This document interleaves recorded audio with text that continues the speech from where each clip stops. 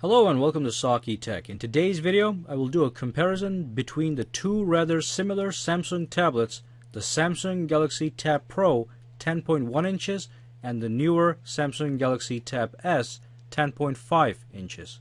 Now, to put things in perspective, the Tab Pro was released on February 2014 and the Tab S in July 2014, so the Tab S is the newer tablet. In this video, I will do a spec-by-spec full comparison of all the specifications and features of these tablets, so let's start with the screen size and resolution. Everything has changed in this category except for the screen resolution.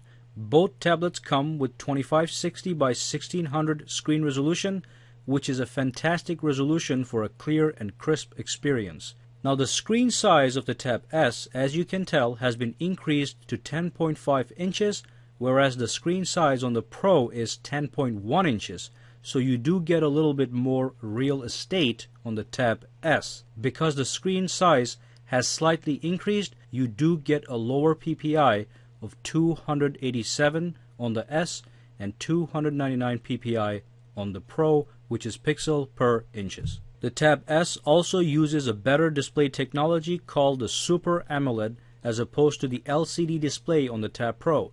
For consumers, this will mean that on the Tab S with the Super AMOLED, you will end up with rich, natural, and more vibrant colors, better contrast, and deeper blacks. So the Tab S, despite the same screen resolution and similar PPI, will get you better image quality for just about anything from pictures to movies to games. Next, let's take a look at the overall dimensions of these products. The Tab S measures 9.73 inches in height. It is 6.98 inches wide and it is only 0.26 inches thick, weighing only 465 grams, whereas the Tab Pro measures 9.57 inches in height. It is 6.74 inches wide and it is 0.29 inches thick, and it weighs 469 grams. So you can see that the Tab S is lighter and slimmer of the two. However, by an absolutely minuscule margin. I mean, it is only 4 grams lighter, so I don't know if that means much of anything. Dimensions will not be a consideration if I was making a choice between the two. Now, let's take a look at the build quality. The Tab Pro comes with the faux leather finish that I personally enjoy, for it professes a nice leather-like texture, and you even get these stitches around the edges on the back cover, which pronounces some class. The Tab S actually follows in the footsteps of the Samsung Galaxy S5 smartphone, which sports a perforated texture and a pattern on the rear cover, which, though not too bad, is not as classy as the imitation leather finish on the Pro. In this category, I will go with the Tab Pro based on my personal choice. Alright, next up is speed and performance. Let's take a look at the processor and the memory on these guys. Under the hood of the Galaxy Tab S is an Exynos octa-core processor. Octa stands for 8, so you get 8 total cores, which consist of a quad-core 1.9 GHz processor and another quad-core 1.3 GHz processor, and you also get 3 GB of RAM. The Tab Pro sports the exact same octa-core processor, but only has 2 GB of RAM.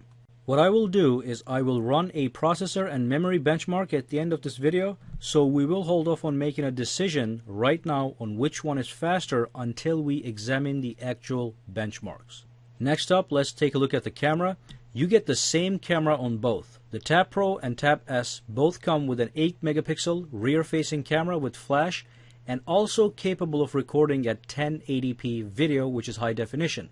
On the front side, there is a minuscule difference. The Pro has a 2.0 megapixel camera, while the S has a 2.1 megapixel camera, which is a trivial difference, like I said. Again, you can record 1080p video using the front camera as well, which is fantastic. You also get 4 times digital zoom. As far as battery life goes, the Tab Pro has a slightly larger battery of 8220 mAh battery, as opposed to the 7900 mAh battery on the Tab Pro. If you go to the Samsung website and check out the battery statistics, it says that the Tab Pro will get you 147 hours of music playtime, 10 hours of video playtime and 10 hours of internet use time on a single charge, whereas the Tab S gives you 139 hours of music playtime, 12 hours of video playtime, and 9 hours of internet use time. Next, let's talk about the memory expansion. Both the Tab S and the Tab Pro come with an SD card slot, but with the Tab S, you can add up to 128 gigabytes of extra storage, while the Tab Pro will only allow you for a maximum of 64 gigabytes of extra storage using an SD card. So now let's talk about the software. Now both tablets come with the Samsung TouchWiz interface running on Android KitKat 4.4 as of now. Additionally, you get the Magazine UX interface as well, which is a tile-based magazine-like interface that allows you to customize and populate it with live tiles. These live tiles could be specific news feeds, social media feeds, your calendar, and such, and they will feed you up-to-date information at a glance. If you want to learn more about the Magazine UX interface, see the link in the description below for a full in-depth review.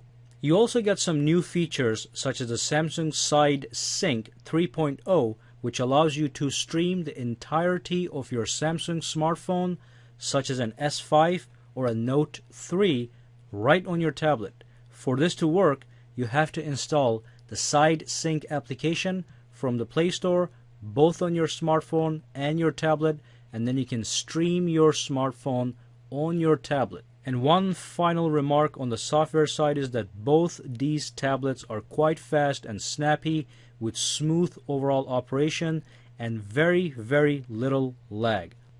Now before I move on to the conclusion, I just want to let you know that the Tab S does come with a fingerprint sensor and the Tab Pro does not come with a fingerprint sensor. And now finally, let us run the benchmarking tool. So let's make sure nothing is running in the background. So let's go to Task Manager. Okay, that's clean. Do the same on the Tab Pro. Close everything. Task Manager. Let's end those applications. The Tab Pro is clean as well now. And let's launch Geekbench 3 benchmarking tool, which measures the processor and memory performance across different devices to see if there's any difference in power between these two guys. Remember, the Tab S on the left comes with 3 gigabytes of RAM and the Tab Pro on the right comes with 2 gigabytes of RAM. Other than that, they're the same processor.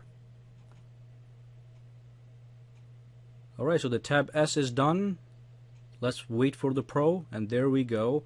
And then what we have here is very, very similar numbers. I'm just going to look at the multi-core score for now.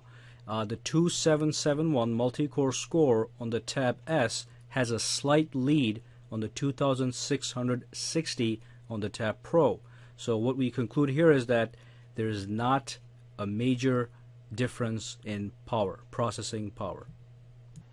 Alright, so let's do a quick conclusion. So if you already own a Tab Pro, there is absolutely no need to upgrade since the Pro in itself is quite an attractive package and it directly rivals other leading tablets like the iPad Air.